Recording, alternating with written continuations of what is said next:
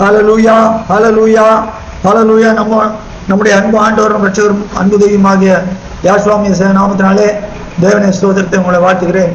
இந்த நாளிலே 2 கொரிந்தியர் 7ஆம் அதிகாரம் 1வது வசனம். 2 கொரிந்தியர் 7:1 வாசிங்க.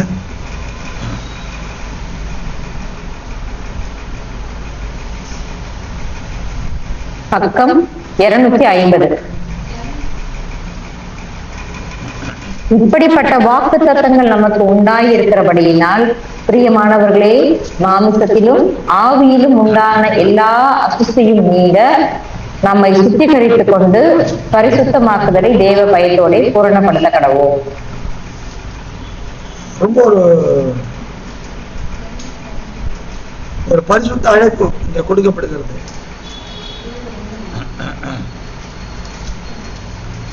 இப்படிப்பட்ட வாக்கு தத்தங்கள் நமக்கு உண்டாயிருக்கிறபடினால்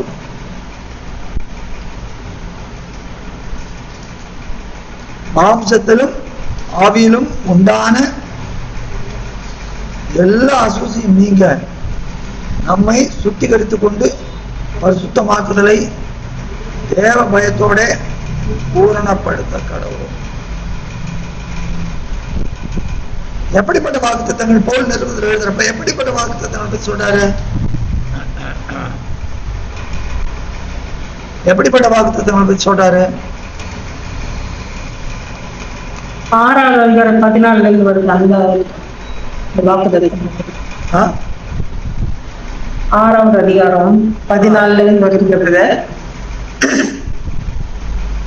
அங்க என்ன சொல்றாரு? அவிசுவாசிகளோட கூட நீங்க சேராது இருக்க வேண்டும் சொல்றாரு. தெலுங்குல இருக்கு, தமிழ்ல இருக்கு. வெளிச்சத்துக்கு இருளோட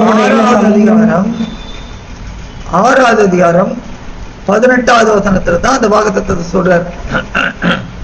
என்ன வாசிக்கத? பக்கம் 205.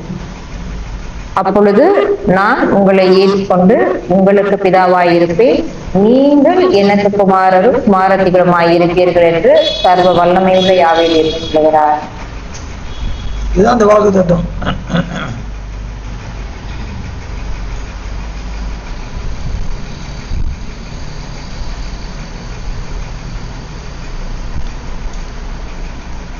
யோவான் 3ஆம் அதிகாரம் முதல் 2 வசனங்களை பாருங்க.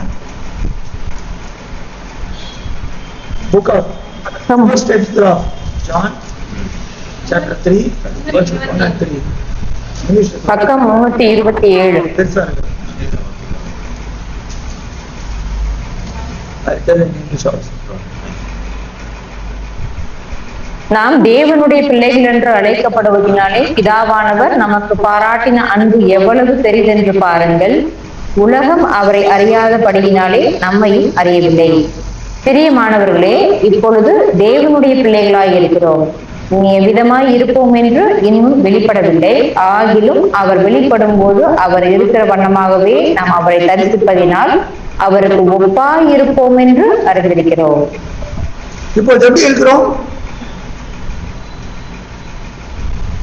நாம் இப்பொழுது தேவனுடைய பிள்ளைகளா இருக்கிறோம். இருக்குல்லங்க வசனம் இருக்கா இல்லையா? ஏன் எல்லாம் மந்தமா இருக்கீங்க? ஒன்னும் ரெஸ்பான்ஸ் காணும். ரொம்ப டயர்டா? இல்ல பிரதர், ரெஸ்பான்ஸ் அந்த இல்லன்னு சொல்றத விட 1-2 பேரிட தான் வருது. பாக்கி எல்லாம் சைலண்ட். சரி, இப்பொழுது தேவனுடைய பிள்ளைகளா இருக்கிறோம். இனி எவ்விதமா இருப்போம் என்று இன்னும் வெளிப்படவில்லை. சரி, என்னோட கூட சேர்ந்து ரோமர் 8ஆம் அதிகாரம்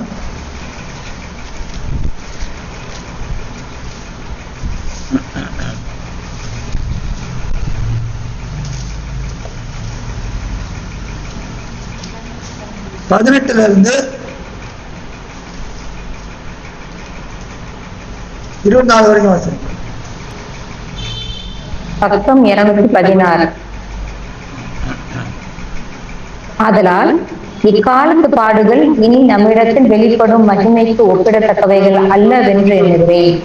மேலும் தேவனுடைய புத்திரர் வெளிப்படுவதற்கு சிருஷ்டியானது மிகுந்த ஆவலோட காத்து கொண்டிருக்கிறது. அதேனென்றால் சிருஷ்டியானது அழிவுக்குரிய அடிமைத்தனத்தினின்று விடுதலையாக்கப்பட்டு தேவனுடைய பிள்ளைகளுக்குரிய மகிமையான சுயாதீனத்தை பெற்றுக் கொள்ளும் என்ற நம்பிக்கையோட ஒரு நிமிஷம் திரும்ப அதை வாசிங்க. 20வது மறுபடியும் தேவனுடைய பிள்ளைகளுக்குரிய மகிமையான சுயாதீனத்தை பெற்றுக்கொள்ளும் என்கிற நம்பிக்கையோடு நல்ல மந்திரம் வச்சுங்க. தொடர்ந்து வாசிங்க.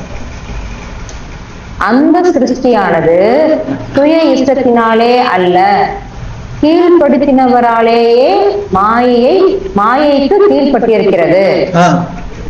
ஆகையால் நமக்கு தெரிந்திருக்கிறபடி இதுவரைக்கும் சர்வ சென்றிலையா ஏகமாய் தவிர்த்து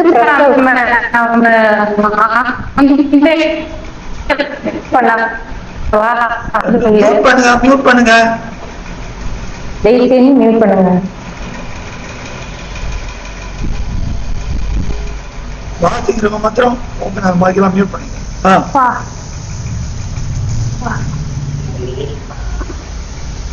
அண்ணி மியூட் பண்ணுங்க. டெய்ஸி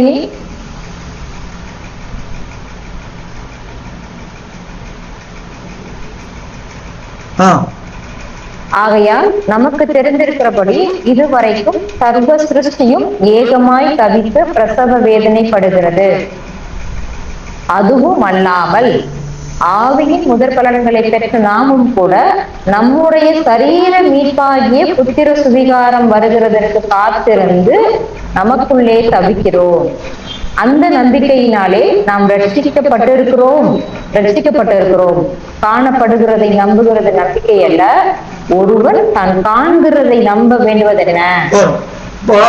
8வது அதிகாரம் 18ல இருந்து 24 வரைக்கும் இருக்கிற வசனத்தோட சாராம்சம் என்ன சொல்றாரு?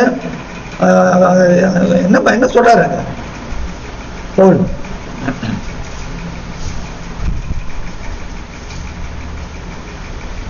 என்ன சொல்றாரு? சஞ்சரி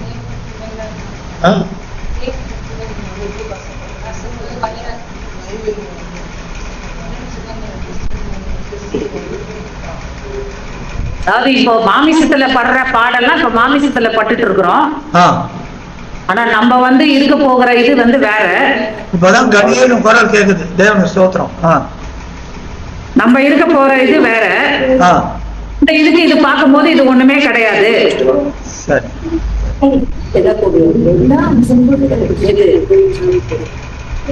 இப்போ இந்த 18ல 24வது வசனத்தோட இருக்கிற காரியத்தை சம்பவம் பண்ணி அங்க 29, 30 ரெண்டுத்துல அழகா பிணைச்சு கொடுத்துடுறாரு.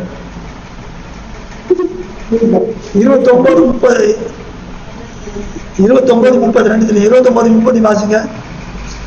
தம்முடைய குமாரன் அநேக சகோதரருக்குள்ளே முதற் பேரானவராயிருக்கும் பொருட்டு தேவன் எவர்களை முன்னறிந்தாரோ அவர்களை தமது குமாரனுடைய சாயலுக்கு ஒப்பாயிருப்பதற்கு முன் குறித்திருக்கிறார். எவர்களை முன்குறித்தாரோ அவர்களை அழைத்தும் இருக்கிறார். எவர்களை அழைத்தாரோ அவர்களை நீதிமான்களாக்கியும் இருக்கிறார். எவர்களை நீதிமான்களாக்கினாரோ அவர்களை மகிமைப்படுத்தியும் இருக்கிறார். சரி. இப்போ 2 Corinthians 7வது அதிகாரத்துல 6வது அதிகாரம் 18 என்ன வாசம்? நான் உங்களை ஏற்றுக்கொண்டு உங்களுக்கு பிதாவாக இருப்பேன், நீங்கள் எனக்கு குமாரனும் குமாரத்தினுமாய் இருப்பீர்கள் என்று சர்வவல்லமையுடையவர் சொல்லுகிறார். 1 யோவான் 3 என்ன வாசம்? இப்பொழுது தேவனுடைய பிள்ளைகளா இருக்கிறோம். நான் எப்பொழுது தேவனுடைய பிள்ளைகளாகிறோம்? யோவான் 1வது அதிகாரம் 12வது வசனம், கலாத்தியர் 3வது அதிகாரம் 27வது வசனம், John chapter 1 verse 12, Galatians chapter 3 27. பக்கம் 124. யோவான் 1:12. அவருடைய நாமத்தின் மேல் விசுவாசம் உள்ளவர்களாய் அவரை ஏற்றுக்கொண்டவர்கள் எத்தனை பேர்களோ அத்தனை பேர்களும் தேவனுடைய பிள்ளைகளாகும்படி அவர்களுக்கு அதிகாரம் கொடுத்தார். யாஸ்வா மேசியாவின் நாமத்தின் மேல் விசுவாசம் உள்ளவர்களாய் யாஸ்வா மேசியாவை ஏற்றுக்கொண்டவர்கள் எத்தனை பேர்களோ அத்தனை பேர்களும் யாவே தேவனுடைய பிள்ளைகளாகும்படி அவர்களுக்கு அதிகாரம் கொடுத்தார். God bless you. அப்ப யாவேனுடைய பிள்ளைகள் ஆகிறோம். சரி, கலாத்தியர் 3 இருப்பாங்க. உங்களில் 3:27-28 பக்கம் 260. ஏனெனில் உங்களில் மேசியாவுக்கு உள்ளாக ஞானஸ்நானம் பெற்றவர்கள் எத்தனை பேரோ அத்தனை பேரும் யாஸ்வா மேசியாவை தடுத்துக் கொண்டீர்களே. யூதன் என்றும் கிரேக்கன் என்றும் இல்லை, விசுவாசம் வந்ததுவா நீங்கள் எல்லாரும் யாஸ்வா மேசியாவை பற்றும் விசுவாசத்தினால் தேவனுடைய புத்திரராய் இருக்கிறீர்களே. அது தேவனுடைய புத்திரர் கிடையாது, தேவனுடைய பிள்ளைகள் பிள்ளைகளாயிருக்கிறார்கள். டிரான்ஸ்லேஷன் சொல்லிட்டு போங்க. புத்திரரும் பிள்ளை எல்லாம், புத்திரருக்கும் பிள்ளைக்கும் என்ன வித்தியாசம்? பார்ப்போம் அதான் பார்க்கணும். தேவனுடைய பிள்ளைகள் ஐயா பைபிளை மாத்திட்டாரு பிரதர் சொல்லக்கூடாது. டிரான்ஸ்லேஷன் பார்த்தா தெரிஞ்சிடும். சரி, இப்போ நாம் ஆண்டவரை ஏற்றுக்கொள்ளும் போது நாம் என்ன ஆகிறோம்? தேவனுடைய பிள்ளைகளாகணும். இப்போ நாம் தேவனுடைய பிள்ளைகளாகிறப்ப நமக்கு தேவன் என்ன பண்றாரு? 2 கொரிந்தியர் 1 18 21 வரைக்கும் பார்க்கணும். 2 Corinthians chapter 1 verses 18 to 21. பக்கம் 246. என்னாலும் சில்வான்களால் நாங்கள் 18 தான் நாங்கள் உங்களுக்கு சொன்ன வார்த்தை ஆம் அல்ல என்று இருக்கவில்லை, அதற்கு உண்மையுள்ள தேவனே சாட்சி. என்னாலும் சில்வானுவினாலும் திமோத்தேயுவினாலும் உங்களுக்குள்ளே பிரசங்கிக்கப்பட்ட தேவகுமாரனாகிய யாஸ்வா மேசியாவும் ஆம் என்றும் அல்ல என்றும் இராமல் ஆம் என்றே இருக்கிறார். எங்களால் தேவனுக்கு மகிமை உண்டாகும்படி தேவனுடைய வாக்குத்தத்தங்கள் எல்லாம் யாஸ்வா மேசியாவுக்குள் ஆம் என்றும் அவருக்குள் ஆமேன் என்றும் இருக்கிறதே. உங்களோட கூட எங்களையும் மேசியாவுக்குள் ஸ்திரப்படுத்தி நம்மை அபிஷேகம் பண்ணினவர் தேவனே. அவர் நம்மை முத்திரித்து நம்முடைய இருதயங்களில் ஆவி என்னும் அச்சாரத்தையும் கொடுத்திருக்கிறார். அப்போ யாரெல்லாம் ஆண்டவராகிய யாசுவா மேசியாவை ஏற்றுக்கொள்கிறார்களோ அவர்களெல்லாம் தேவனுடைய பிள்ளைகளாகிறாங்க. தேவனுடைய பிள்ளைகளுக்கு என்ன கொடுக்கிறாரு? வாக்குத்தத்தங்கள் எல்லாம் ஆண்டவராகிய யாசுவா மேசியாவுக்குள் ஆம் என்றும் அவருக்குள் ஆமேன் என்றும் எல்லா வாக்குத்தத்தங்களையும் கொடுக்கிறார். இப்படிப்பட்ட காரியத்தை போய் சொல்லிட்டு இங்க என்ன சொல்றாரு? அதே கொரிந்தியர் பட்டணத்தில் எழுதுற 2ஆம் நிருபத்துல 7ஆம் அதிகாரத்துல இப்படிப்பட்ட வாக்குத்தத்தங்கள் நமக்கு உண்டாயிருக்கிறபடியினால்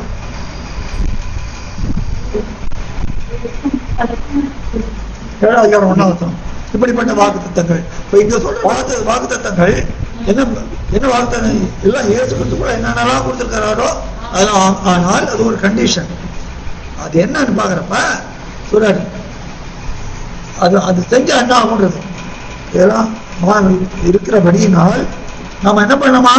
மாம்சத்திலும் ஆவியிலும் உண்டான எல்லா அசூசியும் நீங்க நம்மை சுத்திகரித்து கொண்டு பரிசுத்தமாக்குதலை தேவபயத்தோட பூரணப்படுத்த கடவோம். இப்போ என்ன கேட்டீங்க சார்? இல்ல உள்ள இங்கதான் இந்த 2 Corinthians 6ஆம் அதிகாரத்துல 14 இருந்து பார்க்கணும். 14 இருந்து என்னென்ன சொல்றாரு? சில காரியங்கள் எல்லாம் சொல்றாரு. 14 இருந்து 17 வரைக்கும் சொல்றாரு.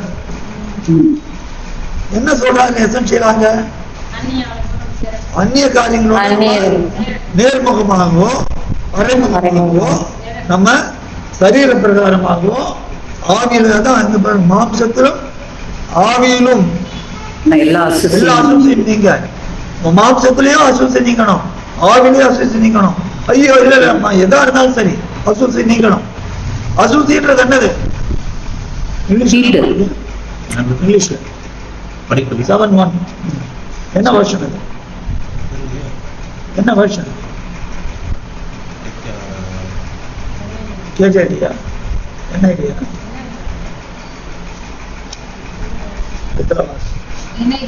என்ன ஐடி? அப்ப இது என்ன ஐடியா? ஓகே, அப்ப அது வாசி 2:7:1.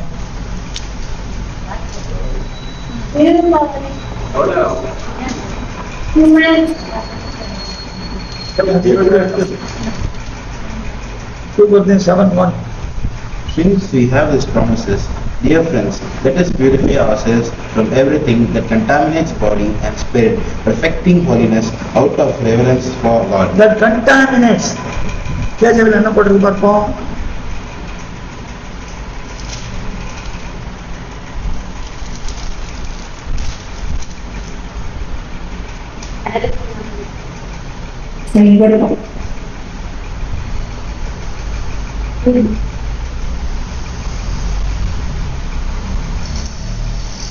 Having therefore these promises, dearly beloved, let us cleanse ourselves from all filthiness of the flesh. Contaminate na. Contamination na. Clean பண்றது. பிரதீப்,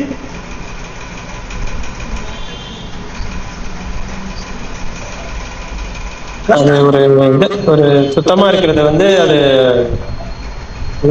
கெடுத்து விட்டுறது. எடுக்கிறது. போன வாரம் பார்த்தோம், என்ன பார்த்தோம்? போன வாரம் செத்தைகள் தைலத்தை நாரி கெட்டு போகும் பண்ணும். அது செத்த ஈக்கள் என்னன்னு பார்த்தோம், ஞாபகம் இருக்கா? செத்த ஈக்கள் என்ன, யாரு, என்ன? தேவனுடைய ராஜ்யத்துக்கு விரோதமா இருக்கிற காரியம் எல்லாமே செத்த ஈக்கள். இல்ல, செத்த ஈக்கள். இஸ்ரேலுக்கு யார் செத்த ஈக்களா இருந்தாங்க? யார் இஸ்ரேலுக்கு யார் செத்த ஈக்களா இருந்தாங்க? அந்த 7 ஜாதிகள். அந்த 7 ஜாதிகள் கட்சியில வச்சிருந்தார்ல, அதான ராட்சத சந்ததிகள். அவங்க காரியம் தானே. உண்மை எல்லாம அநேக ராட்சதர்கள் ஆண்டார்கள். அவர் செத்த ராட்சதர்கள். ஏசாயா 66:13-14. அப்ப அந்த காரியங்கள் எல்லாம் இவங்களை ஆண்டது. இந்த காரியங்கள் என்ன? அவன் என்னென்ன அசிங்கம் செஞ்சாங்க, எங்க வாசிச்சாங்க? லேவியராம் 18 6 இருந்து 24 வரைக்கும் அங்க எல்லா காரியத்தையும் சொல்றாரு. அப்போ இந்த காரியங்கள் எல்லாம் நம்மள என்ன படுத்தும்? கண்டாமினேட் பண்ணும், நம்ம கெடுக்கும், கெட்டு நாரி போக பண்ணும். அதாங்க பவுல் சொல்றாரு 6வது அதிகாரத்துல, அசுத்தமானதை தொடாதீர்கள்.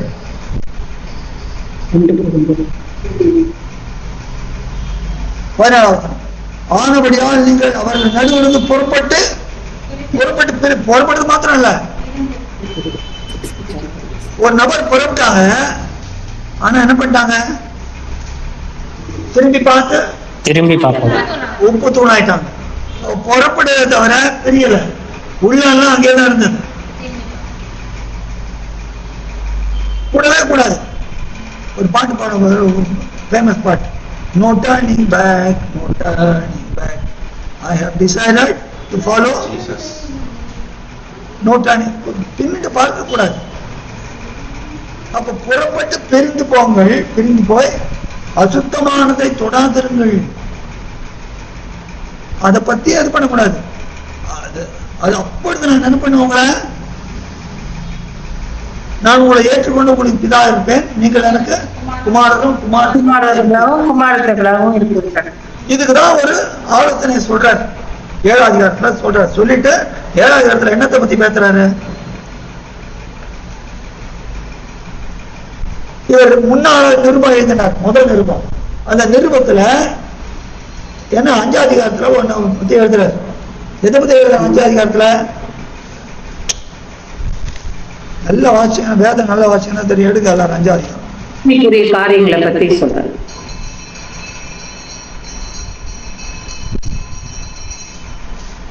பாருங்க முதல் 3 வசனங்களை. 1 கொரிந்தியர் 5:2 1 கொரிந்தியர் 5 அதிகாரம் முதல் நிருபம் சொன்னது முன்னாலே நிருபம் பக்கம் 230. வந்து அசுத்த விபச்சாரம் காணப்படுது. உங்களுக்குள்ளே விபச்சாரம் உண்டென்று பிரசித்தமாய் சொல்லப்படுகிறதே, ஒருவன் தன் தகப்பனுடைய மனைவியை வைத்துக் கொண்டிருக்கிறானே, அது அஞ்ஞானிகளுக்குள்ளும் சொல்லப்படாத விபச்சாரமாயிருக்கிறதே. இப்படிப்பட்ட காரியம் அந்நியர்கள் 1 கொரிந்தியர் 10 அதிகாரம் 20 வசனம் பாருங்க.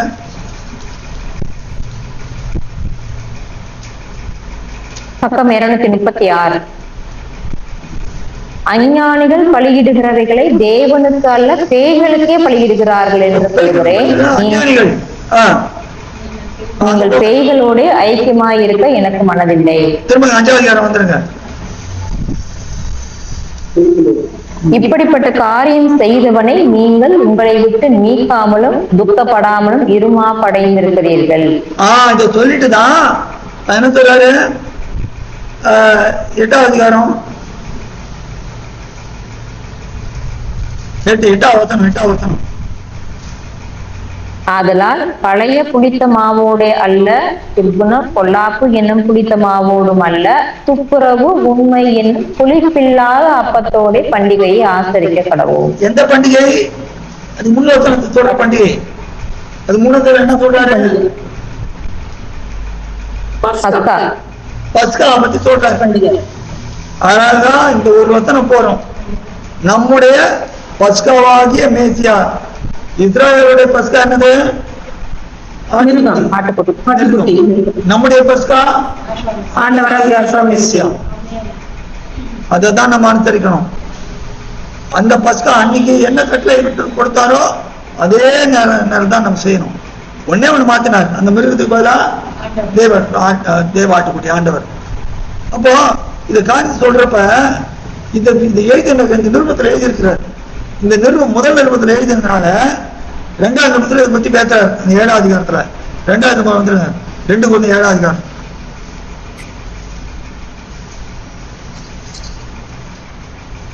எட்டுல என்ன போட்டிருக்கு பாருங்க. ஆதலால் நான் நிரூபத்தினாலே உங்களை துக்கப்படுத்தி இருந்தும் அந்த நிரூபம் கொஞ்சம் பொழுதாகிலும் உங்களை துக்கப்படுத்தினது என்று கண்டு நான் மனசாபப்பட்டிருந்தும் இப்பொழுது மனசாபப்படுகிறதில்லை. எவ்வளவு அழகா போல் எவ்வளவு பாரத்தோட வேதனையோட எழுதியிருக்கிறார். எதுக்காக சொல்றாருன்னா, ரெண்டுத்தையும் நோக்கி பாக்குறப்ப நம்ம எந்த வித தூசியும் இருக்கக்கூடாது. அதுதான் விரும்புறேன். மாம்சத்திலும் ஆவியிலும் இருக்கிற உண்டாயின எல்லா அசுத்தியும் நீங்க நம்மை சுத்திகரித்துக் கொள்ள வேண்டும். அப்ப இந்த நாட்கள் நம்ம எப்படி இருக்கிறோம்? உடனே இதுல இருந்து நாட்கள் மாதிரி நினைச்சாதீங்க. எப்பவுமே வேணும் இன்னும் அதிக ஈடுபாடோட இந்த நாட்கள்ல இந்த காரியத்துக்கு எல்லாத்தையும் கொஞ்சம் ஒதுக்கி வைங்க. ஆச்சு ஒரு நாள் தான், ஒரு 24 மணி நேரம் கூட இல்லை. நான் தான் அன்னைக்கே போட்டேன். எல்லாத்தையும் ஒரு ரெஸ்பான்ஸ் எதிர்பார்த்தேன். ஒரே ஒரு ஆத்மா தான், ஆஷா என்கிற ஒரே ஒரு ஆத்மா ரெஸ்பாண்ட் பண்ணாங்க. வாசிச்சீங்கன்னா சந்தோஷம், வாசிச்சு ஜெபம் பண்ணீங்கன்னா சந்தோஷம். ஆனா நான் ரெக்வஸ்ட் பண்ணதுன்னா அது ஃபீட்பேக் போடுங்க அப்படின்னு.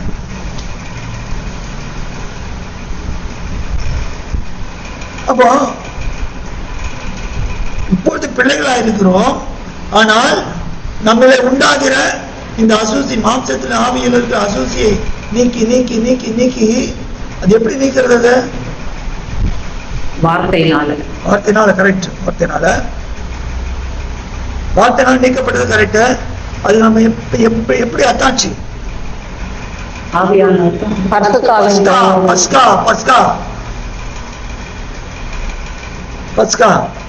பஸ்கா தான் நம்ம காக்கிறது.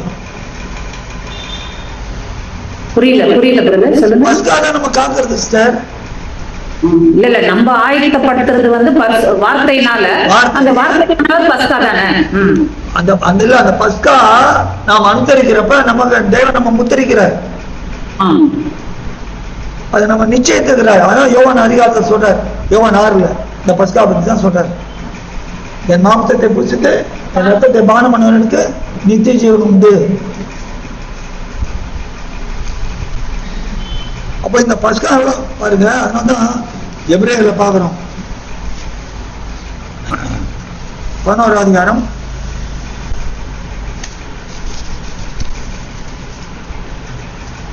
28 பாருங்க. பக்கம் 309. விசுவாசத்தினாலே முதற் பேரானவைகளை பங்கரிக்கிறவன் இஸ்ராயலரை தொடாதபடிக்கு அவன் பஸ்காவையும் ரத்தம் பூசுதலாகிய நியமத்தையும் ஆசரித்தான். அது எப்படி? ஸ்மேரிங் ஆஃப் பிளட், ரத்தம் பூசுதல். ரத்தம் பூசுதலை, அப்ப ரத்தம் பூசப்படுகிறது எப்போ? அந்த பஸ்கா அன்னைக்கு அது நம்ம மேல அந்த ரத்தம் பூசப்படுகிறது. அந்த ரத்தம் பூசப்படுறதுனால நமக்கு உண்டாயிருக்கிற அந்த அசுசியெல்லாம் நீக்கப்படுகிறது என்கிற நிச்சயம் நமக்கு வருகிறது. இது அனுசரிச்சு அனுசரிச்சு அனுசரிச்சு அனுசரிச்சு பரிசுத்துக்கு மேல பரிசுத்தம் அடைந்து நாம் அவரை காணும் போது நம்ம என்ன ஆகிறோம்? அதான் ரொம்ப வாசிக்கிறோம், தேவ புத்திரர்களா ஆகிறோம், அல்லது தேவ குமாரர்களும் குமாரத்திகளுமா ஆகிறோம். புரியுதா? இப்பொழுது தேவனுடைய பிள்ளைகளா இருக்கிறோம். ஆனால் அவர் வருகையிலே மறுரூபம் ரோமர் 8 வாசிச்சுமே. அப்போ அவர் வரும்போது நம் தேவ குமாரர்களும் குமாரத்திகளும் ஆகிறோம். தேவகுமாரர் குமாரத்திகள் அது என்னது? தேவகுமாரர்கள் யாரு? வார்த்தையாளர்கள் வந்து அவங்கதான் தேவகுமாரர்கள். தூதர்கள் தூதர்கள் தூதர்கள் தேவகுமாரர்கள் சொல்றாங்க.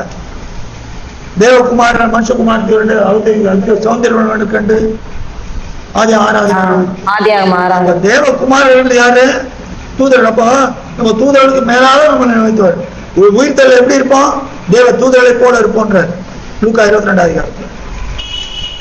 சங்கீதத்துல கூட வந்திருக்கல, நீங்க தேவர்கள் என்றும் தேவர்கள் தேவர்கள் தேவர்கள் தேவ தூதர்கள். அப்போ இப்பொழுது தேவனுடைய பிள்ளைகளா இருக்கிறோம். ஆனால் நாம் தேவ புத்திரர்கள் அல்ல தேவ குமாரனும் குமாரத்திகளும் ஆவோம். எப்படி?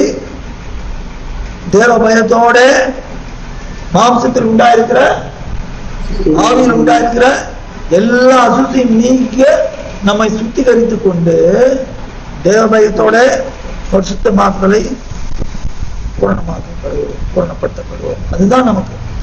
அப்ப இதுக்கு கண்டிஷன் ஆராய்னா எல்லாத்தையும் விட்டு வெளியே வாங்க, பிரிந்து உலக பிரிந்து இன்னும் அதுல இருந்தா நான் அதுல இருந்து பஸ்கால கை வச்சேன்னா அது அர்த்தமே இல்லை.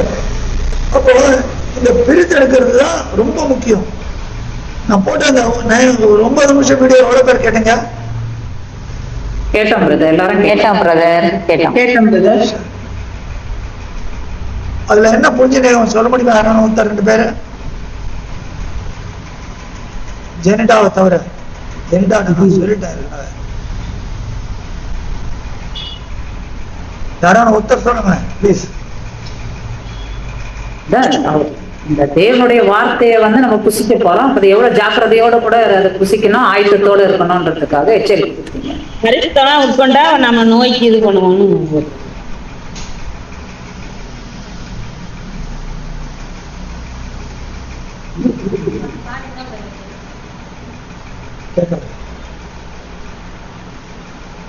வருஷத்துக்கு ஒரு முறைதான் நம்ம அதை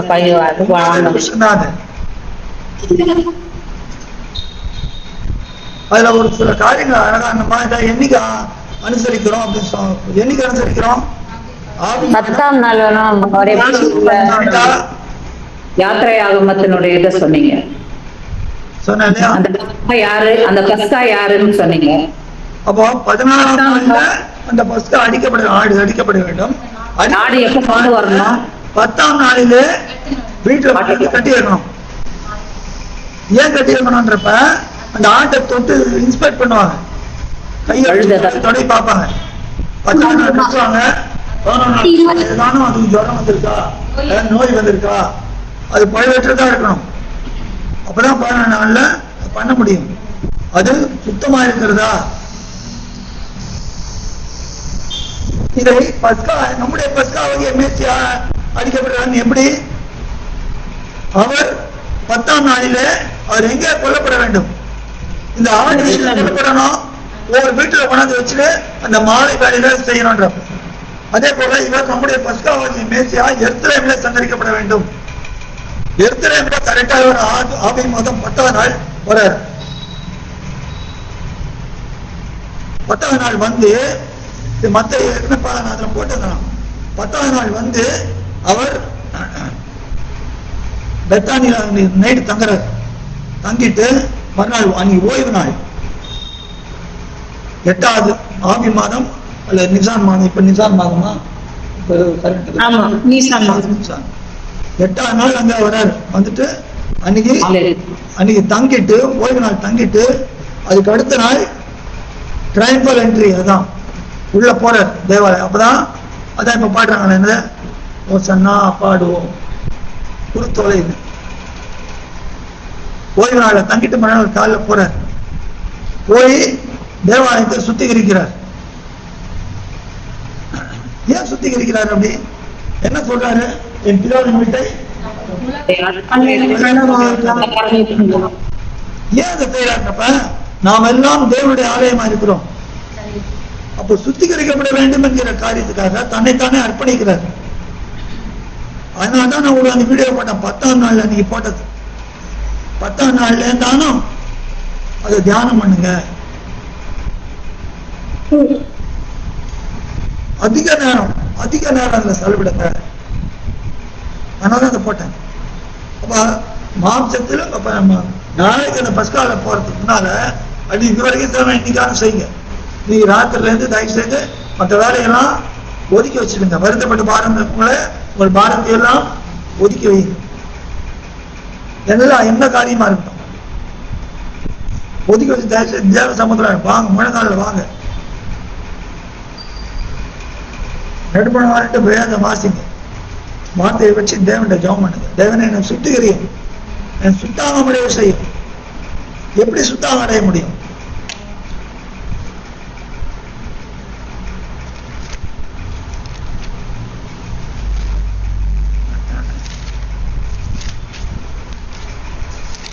ஓசியா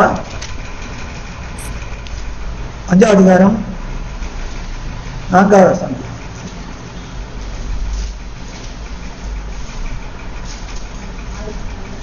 பக்கம் 1052.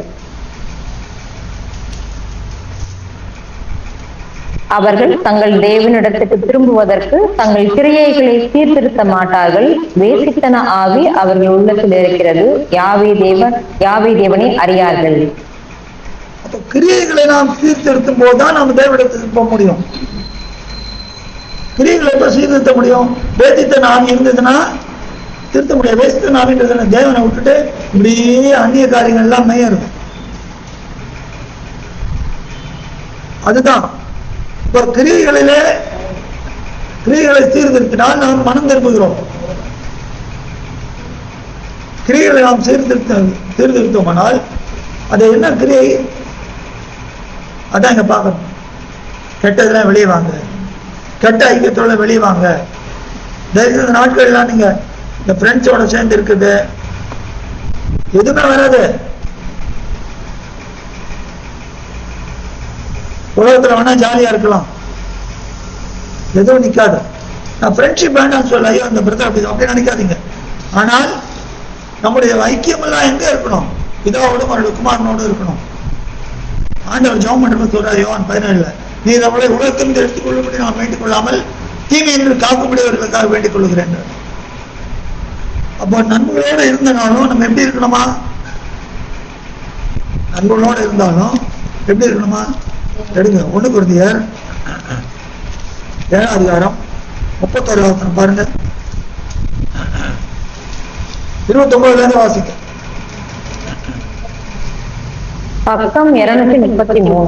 1 Corinthians chapter 7 verses 29 to 31. மேலும் சகோதரரே, நான் சொல்லுவது என்னவெனில், இனிவரும் காலம் குறுகினதானபடியால் மனைவிகள் உள்ளவர்கள் மனைவிகள் இல்லாதவர்கள் போலவும், அழுகிறவர்கள் அழாதவர்கள் போலவும், சந்தோஷப்படுகிறவர்கள் சந்தோஷப்படாதவர்கள் போலவும், கொல்லுகிறவர்கள் கொல்லாதவர்கள் போலவும், இவ்வுலகத்தை அனுபவிக்கிறவர்கள் அதை தகாத விதமாய் அனுபவியாதவர்கள் போலவும் இருக்க வேண்டும். இவ்வுலகத்தின் வேஷம் கடந்து போகிறதே. அனுபவிக்கிறது ஆனால் எப்படியா தகாத விதமாய் போல நீங்க ஃப்ரெண்ட்ஸோட இருங்க. ஆனா அவங்களுடைய காரியங்கள் ஈடுபட்டு கழி கூறாதீங்க. ஜோக் அடிப்பாங்க, நேரம் வீணா தவழிப்பாங்க, அதுல கழி கூறாதீங்க. ஏன் தேவ வார்த்தை தேவ ஆலோசனை நமக்கு என்ன சொல்றது? எடுங்க எபேசியர் 5 அதிகாரம். எபேசியர் 5 அதிகாரம் 3-5 வரைக்கும் பாருங்க. Book of Ephesians chapter 5 verses 3 to 5.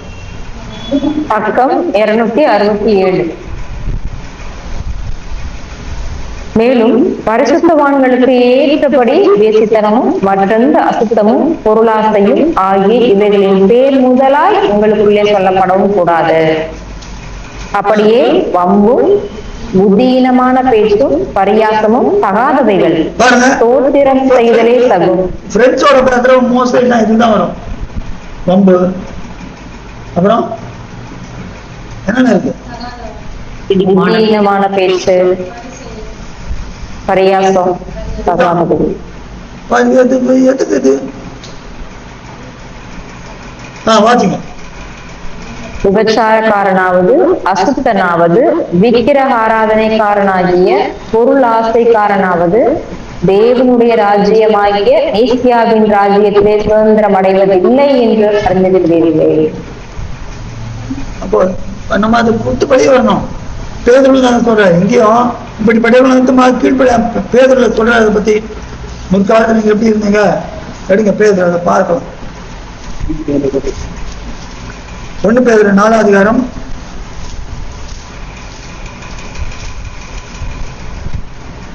1 வாசிங்க. பக்கம் 320 4 வரைக்கும். இப்படி இருக்க மேசியா நமக்காக மாமிசத்திலே பாடுபட்டபடியால் நீங்கள் அப்படிப்பட்ட சிந்தையை ஆயுதமாக தரித்துக் கொள்ளுங்கள்.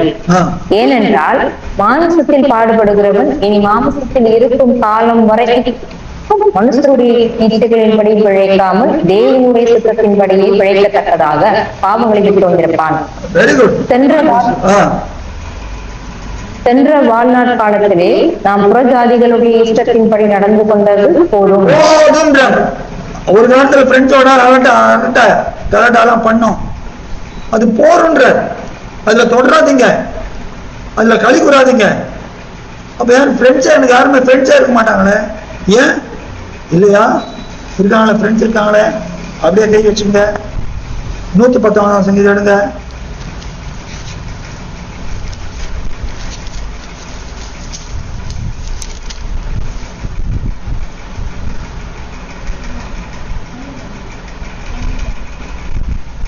எல்லாம் எடுத்து 119 சங்கீதம் 63 பாருங்க. பக்கம் 747.